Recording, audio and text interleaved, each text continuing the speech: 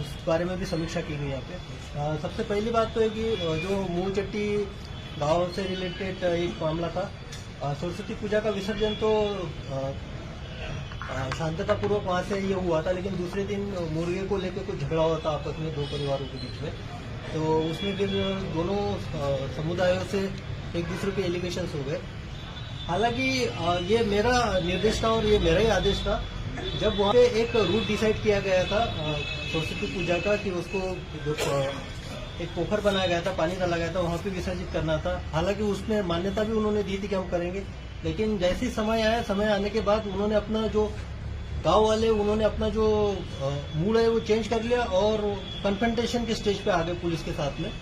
लेकिन मैं यहाँ पे बधाई देता हूँ एसपी सीतामढ़ी मनोज को, और साथ ही साथ उसकी टीम के साथ जो एसडीपीओ थे वहाँ पे रामकृष्ण और उसकी टीम के साथ वाले जो मेंबर्स को, उन्होंने काफी पेशेंस के साथ, सूझबूझ के साथ उसका विसर्जन पार करवाया।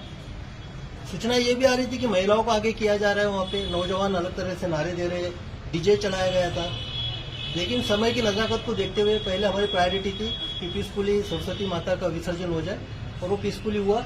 उसके बाद जो कानून के अंतर्गत जो भी धाराएं लगती है, जिनका उल्लंघन हुआ है, उसके अंतर्गत कार्रवाई हुई है। सबसे इम्पोर्टेंट है कि डीजे को वहाँ पे जब्त किया गया है। उसके साथ साथ नेम जिसमें एफआईआर हुआ है, करीबन 40 लोगों के आसपास लोगों का नेम जो कि आइडेंटिफाई हो गए, दोनों समुदाय से, उनके खिलाफ एफआईआर रजिस्टर हुआ है।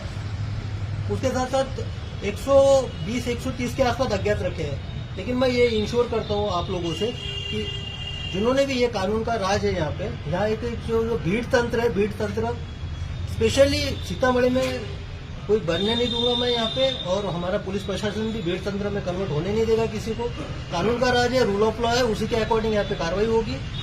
और इसके जो भी 100 से 120 के आसपास जो लोग जिनके नाम आएंगे उनकी सबकी गिरफ्तारी सीतामढ़ी पुलिस यहाँ पे सुनिश्चित करेगी।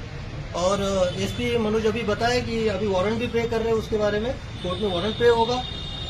वारंट के बाद कुर्की जब्ती की कार्रवाई होगी, और आप सब लोग देखोगे, समुदाय कोई भी हो, अगर कानून का उल्लंघन होता है तो उसके घर भी यहाँ पे ढाए जाएंगे। दूसरी बात है पंडरवट्टा गाँव, पंडरा गाँव जो एक बेलसन, हाँ पंडराई जो गाँव है वहाँ बेलसन थाना का, वहाँ की भी सूचना मिली थी। महिला की गोली मार के वहाँ इंजर्ड हुई, बाद में उस महिला का देहांत हुआ, हत्या हुई थी। हालांकि उसमें एफआईआर हुआ था।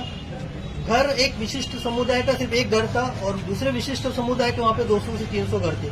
सब लोगों ने वहाँ पे भी अपना भीड़ तंत्र बनाने की कोशिश की और उस घर पे आक्रमण किया। लेकिन मैं यहाँ पे बधाई देता हूँ एसपी सीतामढ़ी मनोज को और उनके जो टीम एसडीपीओ सोनल थी वहाँ पे, इन्होंने काफी मशक्कत के साथ उस सिचुएशन को संभाला और उस पर आगे की कार्रवाई की, और वहाँ पे सामाजिक जो सौहार्द है उसको भंग होने नहीं दिया।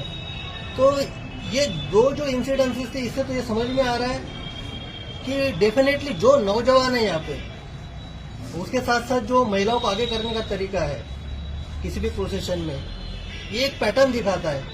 नौजवानों को भटकाया जा रहा है। फॉर एग्जाम्पल ने ये एक तथ्यात्मक बात बता रहा हूँ। लुधियाना में बैठ के एक लड़का कृष्णानंदन साहब, वहाँ पे सरस्वती पूजा के पहले दिन जो कनौली थाना उसके अंतर्गत जो गांव में जो सरस्वती पूजा का विसर्जन था, उस बारे में आह्वान करता है, लोगों को जोड़ने के लिए बोलता है।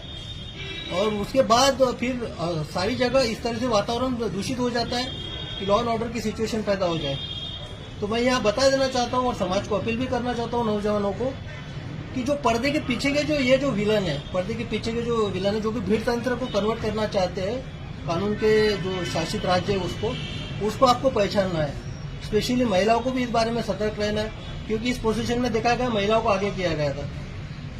लेकिन मैं आखिर में यहाँ पे पुनः मेरे फोर्स पे गर्व करता हूँ, स्पेशली सीतामढ़ी पुलिस पे, कि उन्होंने ये दोनों सिचुएशन में काफी सूझबूझ के साथ, काफी पेशेंस के साथ और समय की नजाकत को देखते हुए सिचुएशन को हैंडल किया।